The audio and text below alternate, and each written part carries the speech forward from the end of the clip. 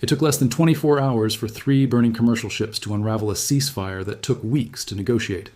On Tuesday, July 7, 2026, Iranian forces attacked 3 commercial vessels navigating the Strait of Hormuz, one of the most critical oil shipping corridors on the planet. Within hours, the United States revoked Iran's oil sanctions waiver, a core piece of the ceasefire agreement, and launched a wave of retaliatory airstrikes on Iranian military targets. By the next day, standing at a podium in Ankara, Turkey, President Trump told reporters plainly that, as far as he's concerned, the ceasefire with Iran is finished. Today, we're going deep on exactly how this started, what those tanker attacks actually looked like, what the United States hit in response, and why a maritime incident in a narrow stretch of water managed to reignite a conflict that the world thought had been paused. Stay to the end, because by the time this video wraps up, you'll understand exactly why oil markets spiked, why Gulf nations are suddenly on high alert, and why this is very likely not the last strike either side launches this week.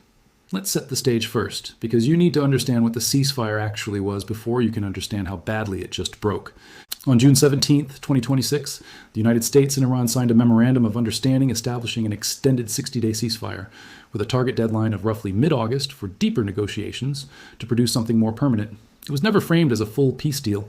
It was a pause, a chance for both sides to step back from direct combat while American envoy Steve Witkoff and presidential advisor Jared Kushner worked with regional mediators in Doha to try to build something more durable. That diplomatic track never fully got off the ground. According to reporting at the time, those late June meetings in Doha never escalated into direct, high-level talks between senior American and Iranian officials. The ceasefire, in other words, was already thin before anything happened in the Strait. It didn't take a massive provocation to break it. It took 3 ships. So what actually happened in the Strait of Hormuz? According to U.S. Central Command and the Joint Maritime Information Center, Iranian forces attacked 3 commercial vessels transiting the strait on July 7th. The Strait of Hormuz isn't just any stretch of water. It's the narrow choke point between Iran and the Arabian Peninsula through which roughly a fifth of the entire world's oil supply passes on any given day. Any disruption there doesn't stay contained to the region. It ripples through global energy markets within hours. That's exactly what happened.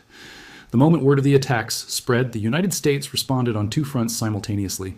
First, diplomatically, by immediately revoking the oil sanctions waiver that had been part of the ceasefire framework, a waiver that had allowed certain Iranian oil exports to continue moving under specific conditions.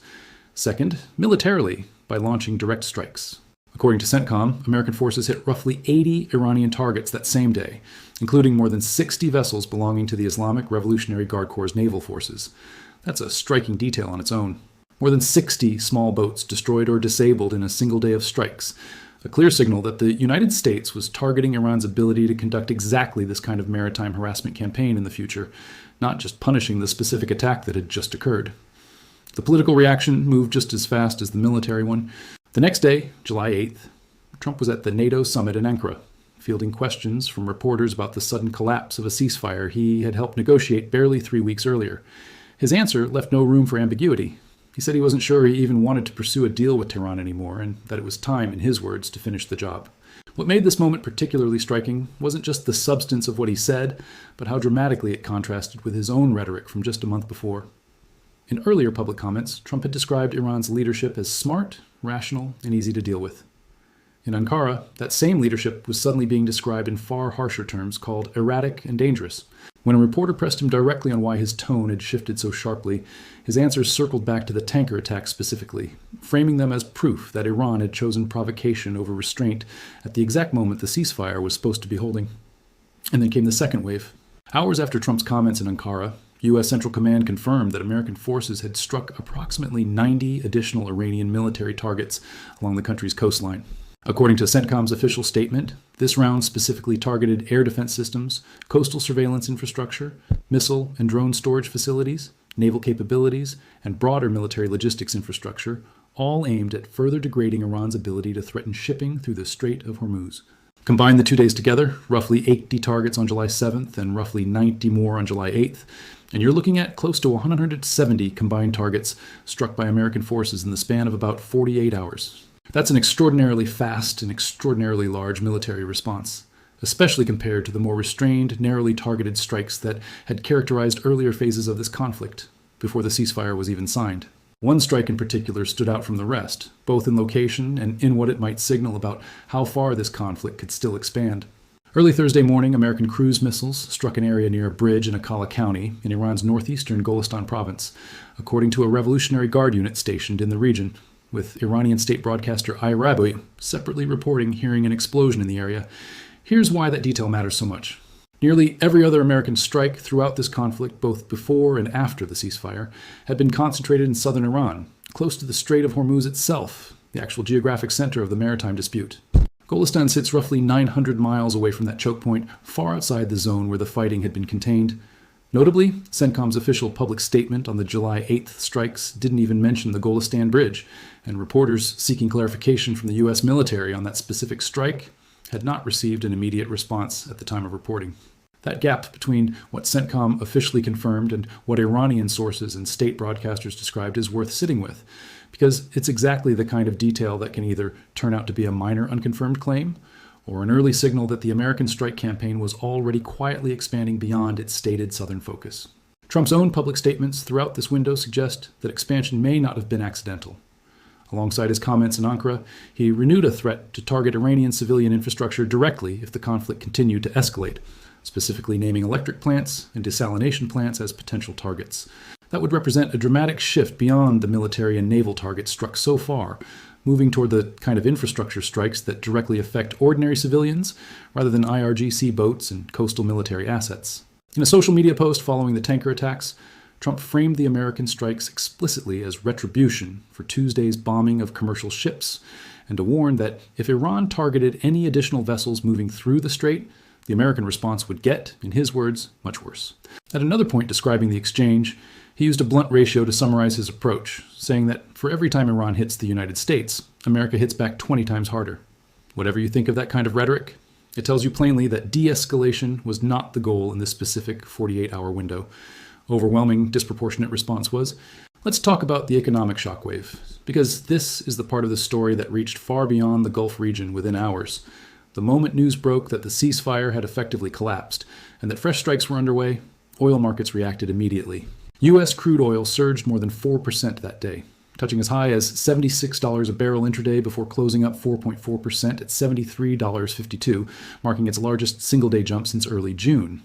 International Brent crude spiked even harder, briefly touching $80 a barrel before settling at $78.02, up 5.2% on the day. Across the 2 days of escalating conflict, combined oil price increases topped 7%. That's not an abstract financial statistic. Every business dependent on shipping costs through Hormuz, every economy reliant on stable energy prices, felt this shock within hours of the tanker attacks, long before most people even understood the ceasefire had broken down. The regional diplomatic response was immediate too, and largely unified in its alarm. Qatar's foreign minister, Sheikh Mohammed bin Abdulrahman bin Jassim Al Thani, spoke directly with his Iranian counterpart, Foreign Minister Abbas Araghchi, and condemned the attacks on commercial vessels, warning that this kind of action undermines trust and threatens the safety of international maritime shipping, according to a statement from Qatar's Ministry of Foreign Affairs. That's a notable diplomatic move, a Gulf state directly and publicly pressing Iran on an issue with such enormous economic stakes for the entire region. On the American side, this entire crisis unfolded directly on top of an already tense NATO summit in Ankara, where Trump was simultaneously clashing with European allies over entirely separate issues, including pressure on Spain's defense spending and a public disagreement with Denmark over Greenland. That split-screen dynamic, a major Middle East crisis unfolding in real time while Trump juggled unrelated NATO disputes on the same stage, gives you a sense of just how chaotic this 48-hour stretch of global diplomacy actually was. On the Iranian side, the political response leaned defiant rather than conciliatory from the very start. Mohammad Bagher Ghalibaf, Iran's parliament speaker and one of the country's most senior political figures currently overseeing Iran's side of the negotiations, posted a pointed warning aimed directly at Washington. His message was simple: if you strike, you'll get hit back. He added that America still hasn't learned that broken promises and bullying tactics carry a cost, and insisted that the Strait of Hormuz would only reopen fully according to what he called Iranian arrangements, not American demands. That posture matters because it signals Iran's leadership wasn't approaching this moment as an opportunity to de-escalate and preserve whatever was left of the ceasefire. It was approaching it as a test of resolve, the kind of standoff where being the first side to blink is treated as a strategic and political defeat. There's also a human cost that deserves to be part of this story, not buried underneath the military statistics. According to Iran's own health ministry, the combined American strikes across July 8th and 9th killed 14 people and injured 78 more. spread across 5 separate Iranian provinces. Iranian state media separately reported that American strikes temporarily knocked out power in parts of Iran's southeastern Chabahar County. These figures are likely to shift in the days following the strikes, as is typical in the early phase of any conflict, and they should be treated as developing rather than final. But they're an essential part of understanding what these roughly 170 combined targets actually meant on the ground, beyond the abstract language of air defense systems and coastal surveillance infrastructure. It's worth stepping back to ask why the Strait of Hormuz specifically triggered such an overwhelming response when other frictions throughout the ceasefire period hadn't. The answer comes down to sheer economic stakes. Roughly a fifth of the world's oil supply moves through that single choke point.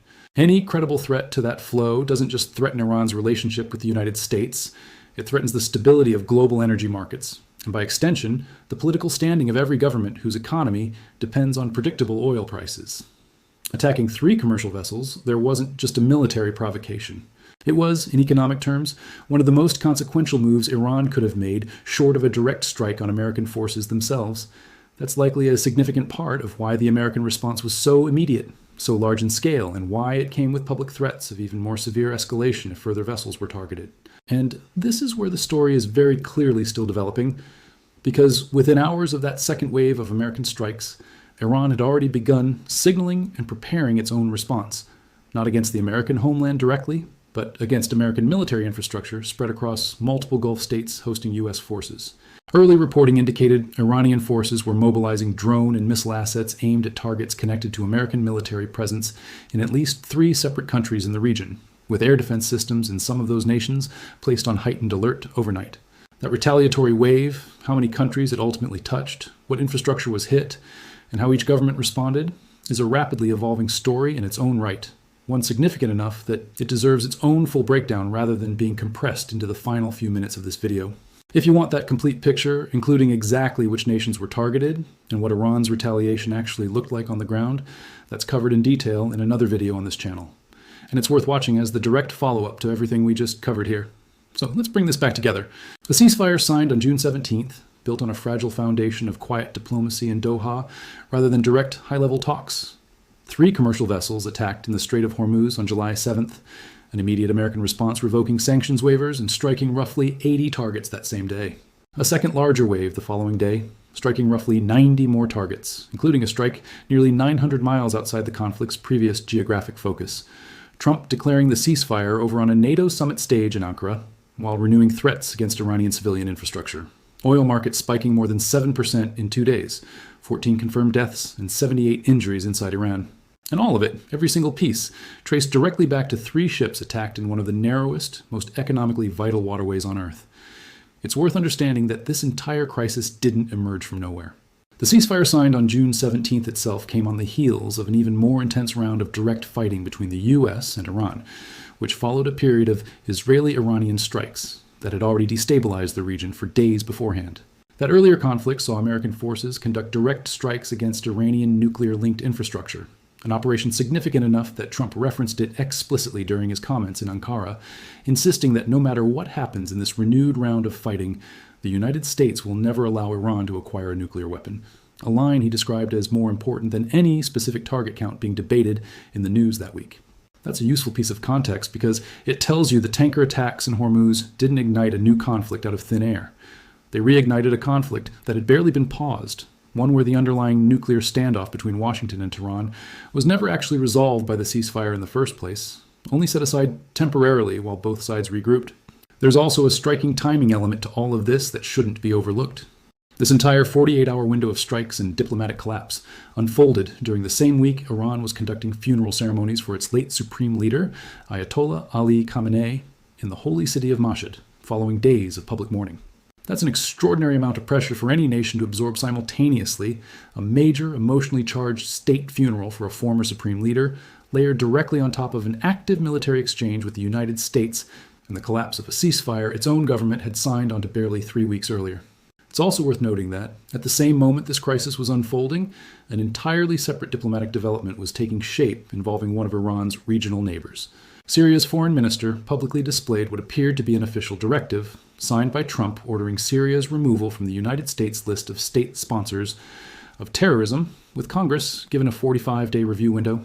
Whether or not that move is directly connected to the pressure campaign against Iran, it's a reminder that the broader machinery of American Middle East policy, sanctions relief, terrorism designations, regional alliances, kept moving in parallel even as the Hormuz crisis dominated headlines, and it's the kind of development that will likely shape how the region's other players position themselves in the weeks ahead. Before we close this out, it's worth addressing how confident we can actually be in the numbers used throughout this video, because a story unfolding this fast is exactly the kind of situation where inflated or unverified figures spread quickly.